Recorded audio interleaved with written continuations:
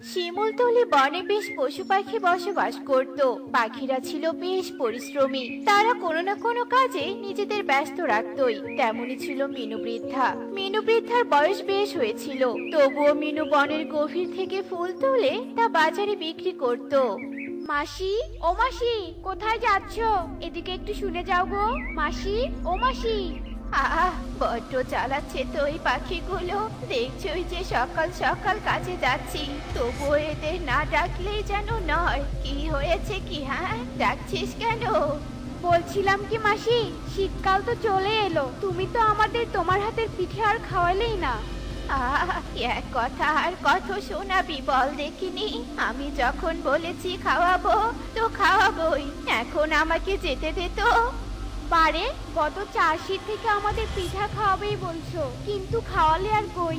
পিঠা খাওয়াবো বলেছি, কিন্তু কোন শীতে খাওয়াবো এটা তো বলিনি। শোন তোরা, যেদিন আমার ঘরে নতুন বউ আসবে সেদিন আমি তোদের খাওয়াবো। যা, টোনা এবার বাড়িতে ফিরুক, ওর অনেক ধনী ঘরে বিয়ে দিব, আর তোরাও পেট পুড়ে খাবি। হ্যাঁ, ওই আশাতেই আছি। মিনু বৃদ্ধা ছুটে চলে ফুল তোলার উদ্দেশ্যে গভীর জঙ্গলে। পাখিদের ভাষ্য মতে মিনু বৃদ্ধা ছিল খুবই কৃপণ পাখি। মিনু কখনো টাকা খরচ করতে চাইতো না। মিনুর স্বপ্ন ছিল তার ছেলেকে অনেক ধনী পরিবারে বিয়ে দিবে, আর সেই আশাতে মিনুর দিন কাটছিল। বাবা টোনা, তুই এতক্ষণ পর আমাকে ফোন করলি, কবে বাড়িতে আসবি রে বাবা? কাল বাড়িতে যেতে পারি মা, তবে তোমার জন্য একটা সারপ্রাইজ আছে, তুমি ভীষণ খুশি হবে। এবার তবে রাখি মা। এভাবেই রাত কেটে যায়। পরের দিন মিনু প্রতিদিনের মতো বনে গিয়ে ফুল তুলতে থাকে। মিনু মাসি, ও মিনু মাসি, তুমি এখানে ফুল তুলছো? ওদিকে যে তোমার ছেলে টোনা নতুন বউ নিয়ে এসেছে, শীঘ্রই চলো। কি? টোনা কি না আমাকে না জানিয়ে বিয়ে করেছে? আমার তো বিশ্বাসই হচ্ছে না। মিনু একমাত্র ছেলের বিয়ের কথা শুনে ভীষণ অবাক হয়ে যায়। এ কি বাবা টোনা, তুই কি না না জানিয়ে বিয়ে করে নিলি? একবারও আমাকে বললি না।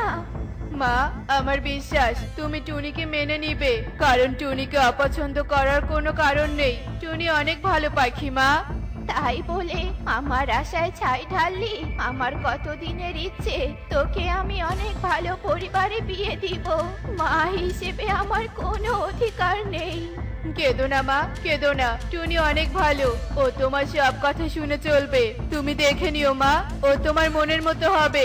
এবার তো আমাদের মেনে নাও। মিনু টোনাকে আর কোনো কথা বলে না, আর টোনা টুনিকে মেনে নেয়। এভাবে 2 দিন কেটে যায়।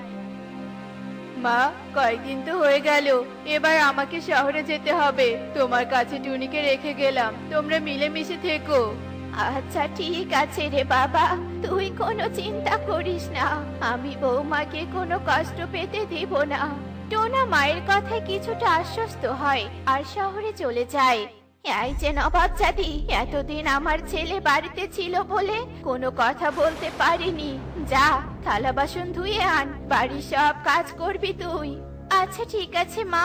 মায়ের কথায় টনি নদীর পাড়ে যায়। বাকি পাখিরা আগে থেকেই পুকুর পাড়ে ছিল, আর টনি লজ্জা পেয়ে কিছুটা দূরে ছিল। ও মা, নতুন বউ এসেছে, কি সুন্দর দেখতে। এসো এসো নতুন বউ। এই ময়রি, তুই একটু পরে থালা বাসন মাজ, আগে টুনিকে মাজতে দে। মিনু মাসি যে একটু লেট হলেই কথা শোনাবে। টনি থালা বাসন মেজে চলে যায়। এভাবে মিনু প্রতিদিন টনির থেকে খাটিয়ে নিত, আর বেচারি টনি তা সহ্য করত।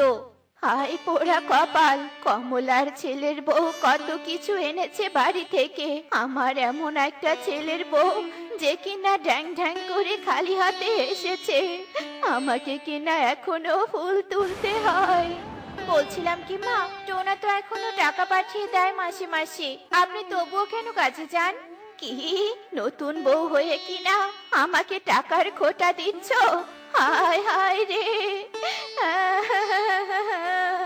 ক্ষমা করবেন মা, আমি আপনাকে কষ্ট দিয়ে কিছু বলতে চাইনি। তবে মা, আমি আপনাকে বেশ কয়েকদিন থেকে একটা কথা বলতে চাইছিলাম, তাহলে আমরা বেশ টাকা রোজগার করতে পারবো।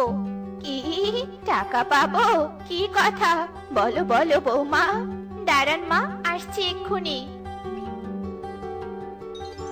এই দেখুন মা, এই পানিগুলো হলো জাদুই পানি। আমাকে এক তান্ত্রিক বাবা দিয়েছিলেন। এই পানি যদি কোনো পাখির উপর ছিটিয়ে দেওয়া যায় তাহলে সে ফুলে পরিপূর্ণ একটা গাছ হবে, আর আবারও পানি ছিটিয়ে দিলে সে আবারও তার রূপ ফিরে পাবে। ও মা, তাই নাকি? তাহলে তো আমাকে আর বাইরে ফুল তুলতে যেতে হবে না, ঝুড়ি ঝুড়ি ফুল আমি বাড়িতে বসেই পাবো। হ্যাঁ মা, আপনি ঠিক ধরতে পেরেছেন। আপনি আমার উপর পানি ছিটিয়ে দিন, আর ফুল নেওয়া শেষ হলে আমার রূপ আবার ফিরিয়ে দিবেন। টুনির কথায় মিনু বৃদ্ধা রাজি হয়, আর মিনু বাড়ির আঙিনায় টুনির উপর জাদুই জল ছিটিয়ে দিতেই টুনি একটা বড় ফুল গাছে পরিপূর্ণ হয়। এত এত ফুল দেখে মিনু বৃদ্ধা ভীষণ খুশি হয়। ও মা, এত ফুল তো আমি আগে কখনো দেখিনি। তাড়াতাড়ি ফুলগুলো তুলে নেই। মিনু বৃদ্ধা ফুল তুলে নেয়, আর সামান্য জল গাছের উপর ছিটিয়ে দিতেই টুনি আবারও তার রূপ ফিরে পায়। মিনু এই সুন্দর সুন্দর ফুলগুলো অনেক টাকায় বাজারে বিক্রি করতে থাকে। এভাবে রোজ মিনু বাজারে ফুল বিক্রি করত আর অনেক টাকা পেত। দিন দিন মিনু আরো লোভী হতে থাকে। কি হয়েছে কি, আমার ঘরে এলে যে? বলছিলাম কি মা, কাকুলি দিদি, সুখী দিদিরা সবাই নাকি কাল পিকনিক খাবে। আমি ওদের সাথে আনন্দ করতে চাই। বেশি না মা, এই 200 টাকা চাঁদা। কি, 200 টাকা? নতুন বউয়ের এত বাইরে যেতে হবে না, আর কোনো পিকনিক খেতেও হবে না। যাও, ঘরে যাও। মিনুর এমন কড়া শাসনে টুনির মুখ মলিন হয়ে যায়, আর টুনি মন খারাপ করে নিজের ঘরে চলে আসে। না না না না, এই নতুন বউয়ের একটা ব্যবস্থা করতেই হবে। এখন তো নতুন, তাই আমার কথা শুনছে, কিন্তু 2 দিন পর যদি আমার কোনো কথা না শুনে তখন আমি কি করব? না না না না, একটা ব্যবস্থা করতেই হবে। মিনু মনে মনে ফোন দিয়ে আটতে থাকে কি করা যায়। এভাবে দিন কেটে যায়। পরের দিন রাতে, বৌমা বৌমা, তোমাকে রান্না বান্না করতে হবে না, চলো আমার সাথে চলো। কোথায় মা? কোথায় আবার? ফুল তুলতে হবে না, চলো ঘরের পিছনে চলো। এরপর মিনু বৃদ্ধা টুনিকে নিয়ে বাড়ির বাইরে চলে যায়, আর টুনিকে ফুল গাছ বানিয়ে দেয়। থাক এবার ফুল গাছ হয়ে, অনেক জ্বালিয়েছিস। এবার আমি ফুল ছিঁড়ে ছিঁড়ে নিব, আর তোকেও সহ্য করতে হবে না। নিজের পায়ে নিজেই কুড়াল মেরেছিস তুই। মা, এ আপনি কি করছেন? আমাকে মুক্ত করে দিন মা, আমাকে মুক্ত করে দিন।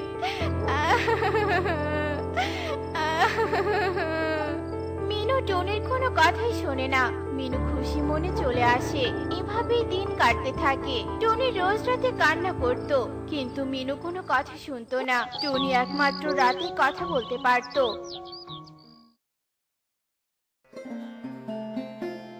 মা, মা, আমি বাড়ি চলে এসেছি মা। টুনি, হাই টুনি, কোথায় তুমি? এ কি বাবা, তুই কতদিন পর এলি? হ্যাঁ মা, হ্যাঁ, কিন্তু মা টুনি কোথায়? টুনিকে তো দেখছি না, ও তো ফোনও ধরে না। কি আর বলবো দুঃখের কথা রে বাবা। টুনি আমাদের বাড়ি সব টাকা পয়সা নিয়ে পালিয়ে গেছে। তোকে এতদিন জানাইনি, কারণ তুই কষ্ট পাবি। কি, টুনি এমনটা করেছে? না মা, না, আমি এ বিশ্বাস করি না। তুই তোর মাকে অবিশ্বাস করছিস? আমি এতটা খারাপ রে বাবা? আয় ঘরে আয়, একদিন ঠিক তুই বুঝবি। টোনা মায়ের কথায় ঘরে চলে যায়, কিন্তু টোনার মনে ঠিক খটকা থেকেই যায়। এভাবে সেই দিন কেটে রাত হয়। না, কিছুতে আমার ঘুম আসছে না। কিন্তু টুনি আমাকে কি করে ঠকালো? টুনিকে তো আমি অনেক আগে থেকে চিনি। টুনি তো এমন নয়। আরে কি সুন্দর সুবাস আসছে, ঘরের পেছন থেকেই তো আসছে মনে হয়। যাই তো, গিয়ে দেখি তো। এরপর টোনা ঘরের বাইরে চলে আসে, আর ফুল গাছটা দেখে অবাক হয়ে যায়। আরে এই গাছটা এলো কি করে? এতদিন তো এই গাছটা আমার চোখে পড়েনি। টোনা, টোনা, আমি যে গাছ নই, আমি হলাম টুনি। আমাকে মুক্ত করো টোনা, আমাকে মুক্ত করো। আরে টুনি, তুমি গাছ হলে কি করে? তোমার কণ্ঠে আমি তোমাকে চিনেছি। তোমার এই অবস্থা কেন? এরপর টুনি টোনাকে সবটা খুলে বলে। সব শুনে টোনা ভীষণ রেগে যায় আর চিৎকার করে মিনুকে ডেকে নিয়ে আসে। এই রে, টোনা সবটা জেনে গেল না তো? কি হয়েছে রে বাবা? এত রাতে তুই বাহিরে কেন? বাইরে না এলে তো জানতেই পারতাম না মা। ছি মা ছি, তুমি এত লোভী। তুমি সামান্য কটা টাকার জন্য টুনিকে এত কষ্ট দিলে। আজ যদি টুনি তোমার নিজের মেয়ে হতো, পারতে এটা করতে? ছি মা ছি, ভাবতেও আমার লজ্জা লাগছে। টোনা মিনুকে নানান কথা শুনিয়ে দেয় আর মিনুও তার ভুল বুঝতে পারে। এক্ষুনি ওই জাদুই জলটা এনে দাও মা, আমি টুনিকে মুক্ত করব। মিনু জাদুই জল এনে টোনাকে দেয় আর টোনা টুনিকে মুক্ত করে। চলো টুনি, ঘরে চলো। কালকে আমরা শহরে যাব, তোমাকে আর এখানে কষ্ট সহ্য করতে হবে না। না রে বাবা না, টুনি মা আমায় ক্ষমা করে দে। আজ থেকে তুই আমার নিজের মেয়ে আর টুনি কোথাও যাবে না বাবা। আজ থেকে ও আমার কাছে থাকবে। আমি ওকে মায়ের ভালোবাসা দিতে চাই। মিনু সবার কাছে ক্ষমা চায় আর টোনা টুনি ক্ষমা করে দেয়। দেখলে তো বন্ধুরা, লোভ করা ঠিক না। আমরা কখনো লোভ করব না। বনে এত খরা হয়েছে যে কোনো চাষবাস কিছুই করতে পারছি না। বনের সব জমি ফেটে গেছে। এভাবে চললে যে আমাদের না খেয়েই মরতে হবে। কিরে টুনি, কোদাল নিয়ে এলি যে? জমি চাষ করতে এসেছিস নাকি? হ্যাঁ গো কালু দাদা, কি করব বলো? কতদিন আর এভাবে বাসায় বসে থাকবো? এই খরা কবে শুরু হয়েছে, ভালো হওয়ার কোনো নামই নেই। টনি, তুই বেকার বেকার এত কষ্ট করছিস। টুনি, তোর মাথাটা তো গেছে নাকি বলতো? এই খরায় জমি চাষ করে কি হবে? কোনো কিছুই তো আর রোপণ করতে পারবি না। দেখছিস না বনের সব গাছপালা শুকিয়ে যাচ্ছে। এবার দেখছি টুনি, তোর মাথা সত্যি খারাপ হয়ে গেছে। আচ্ছা, তোকে বুঝি আমার লাভ হবে না। তোর যা ইচ্ছে কর গিয়ে। কালু দাদা, চলো আমরা চলে যাই। এসব বলে কালু আর শালিক সেখান থেকে চলে যায়। আর টুনি এই রোদে কষ্ট করে জমির মাটি কাটতেই থাকে। আর এভাবেই দেখতে দেখতে অনেক বেলা হয়ে যায়। টুনি সারা দিনে জমির সামান্য একটু জায়গা কাটতে পেরেছে। যেটুকু কাটতে পেয়েছি এটুকুই অনেক। বাসায় বসে না থেকে প্রতিদিন একটু একটু করে কাটলে ঠিক একদিন সফলতা আসবে। আমি কখনোই হাল ছাড়বো না। আমাকে কষ্ট করতেই হবে, নয়তো বেঁচে থাকা আরো কষ্টকর হয়ে পড়বে।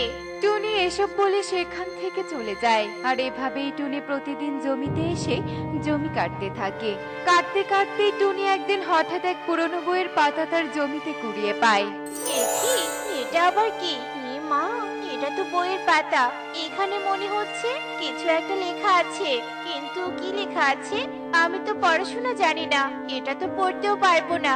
আমি বরং এই বইয়ের পাতাটা মোরল মশাইয়ের বাসায় নিয়ে যাই। মোরল মশাই নিশ্চয়ই এটা পড়তে পারবে। এরপর টুনি বইয়ের পাতাটা নিয়ে মোড়লের বাসার উদ্দেশ্যে রওনা হয়।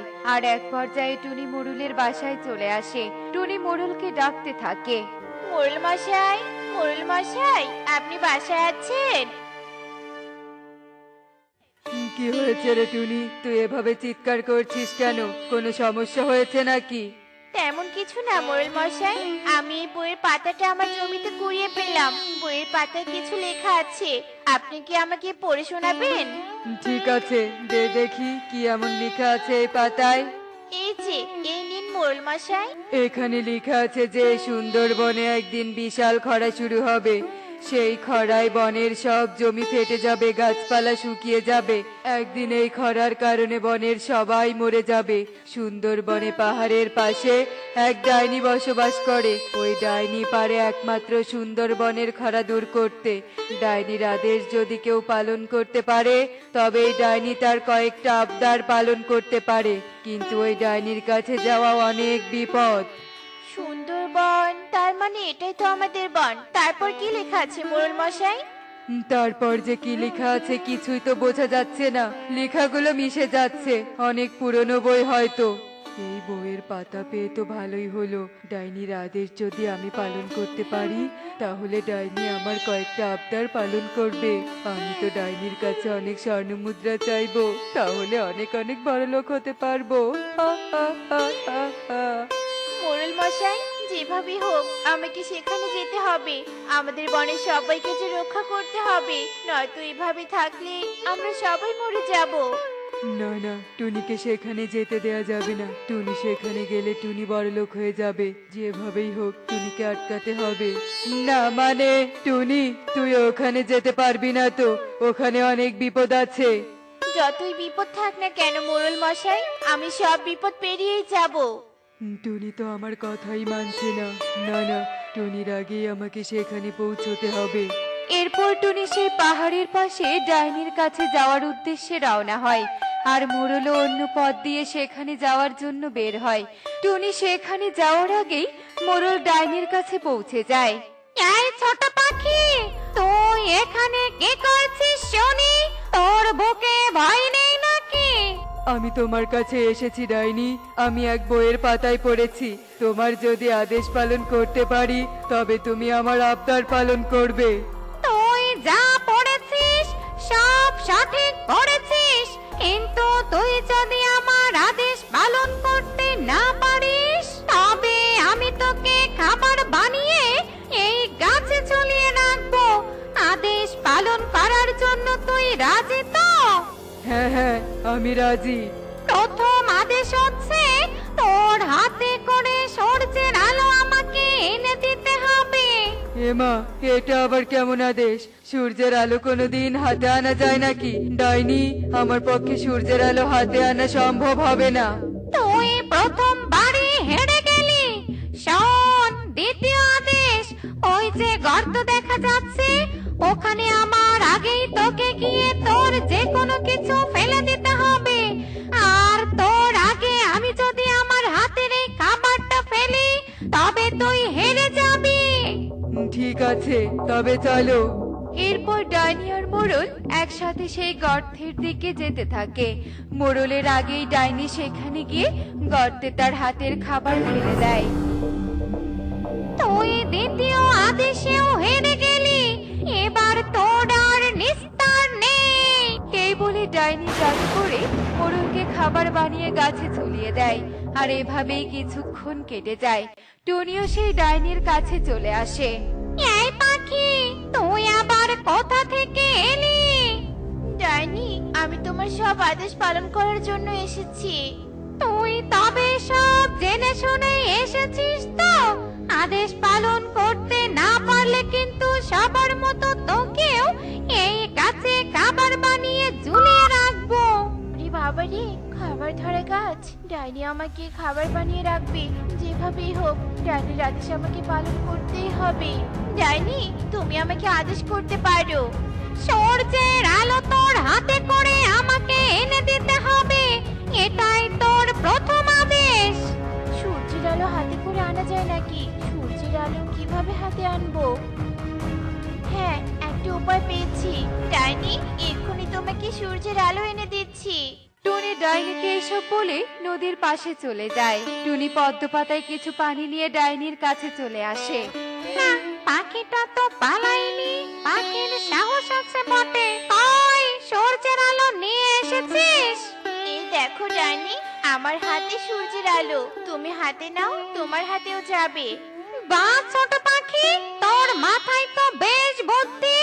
এই পর্যন্ত কেউ পারেনি এই কাজ করতে, তুই একমাত্র সেটা করে দেখালি।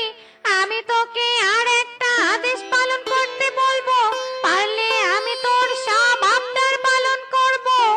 কি সে আদেশ ডাইনি? দ্বিতীয় আদেশ হচ্ছে আমার আগে তোকে ওই গর্তে তোর যে কোনো জিনিস ফেলে দিতে হবে। আর যদি আমি তোর আগে গিয়ে আমার হাতের এই খাবার সেই গর্তে ফেলে দেই তবে তুই হেরে যাবি। আচ্ছা ঠিক আছে, রাজি। আমাকে আগে ওই গর্ত ভালো করে দেখতে হবে। ঠিক আছে, তুই গিয়ে দেখে আয়। এরপর টুনি সেই গর্তের কাছে চলে আসে আর তার শরীর থেকে একটা পালক খুলে সেই গর্তে ফেলে দেয়। ডাইনি, তবে চলো শুরু করি। এরপর ডাইনি আর টুনি একসাথে ছুটে চলে যায় আর টুনির আগে ডাইনি সেই গর্তের কাছে চলে আসে। এই ছোট পাখি, তুই তো এবারও জিতে গেলি রে। সত্যি তোর সাহস আর বুদ্ধির তুলনা হয় না। তুই আমার সব আদেশ পালন করেছিস। এখন বল, তুই আমার কাছে কোন কোন আবদার পালন করতে চাস? আমাদের বনকে তুমি রক্ষা করে দাও, বনের খরা দূর করে দাও, বনের কেউ যেন খরার কারণে মরে না যায়। এই না ছোট পাখি, এগুলো জমিতে ছিটিয়ে দিবি, সব আগের মতো হয়ে যাবে। তোর আর কোনো আবদার থাকলে বলতে পারিস। তুমি বলছো এই পর্যন্ত এখানে যারা যারা এসেছে সবাইকে তুমি এই খাবার ধরা গাছে ঝুলে রেখেছো। আমার এই একটাই আবদার, তুমি সবাইকে মুক্ত করে দাও। ঠিক আছে, তবে তাই হবে।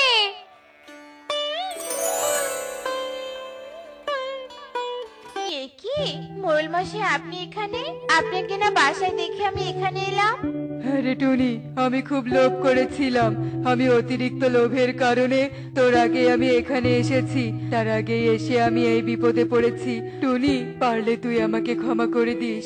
তুই আমাদের সবাইকে মুক্ত করেছিস। তোর মতো বড় মনের পাখি আর কোথাও নেই। আমি আমার কাজের জন্য অনেক অনুতপ্ত টুনি। লোভ করেছে আপনি বিপদে পড়েছেন, সেটা তো আপনি বুঝতে পেরেছেন। এর থেকে আর কি হতে পারে মোড়ল মশাই? এরপর থেকে লোভ করে এত ঝুঁকিপূর্ণ কাজ করতে যাবেন না মোড়ল মশাই। এরপর থেকে সবাই সুখী জীবনযাপন করতে থাকে। দেখলে তো বন্ধুরা, অতিরিক্ত লোভের ফল জীবনে কত বড় ঝুঁকিপূর্ণ বয়ে আনে। তাই অতিরিক্ত লোভ করা উচিত নয়। এমনই সব মজার মজার শিক্ষণীয় টুনি পাখির গল্প দেখতে আমাদের সাথেই থেকো। আর গল্পটি কেমন হয়েছে তা কমেন্টে জানাতে ভুলো না কিন্তু। Bye bye.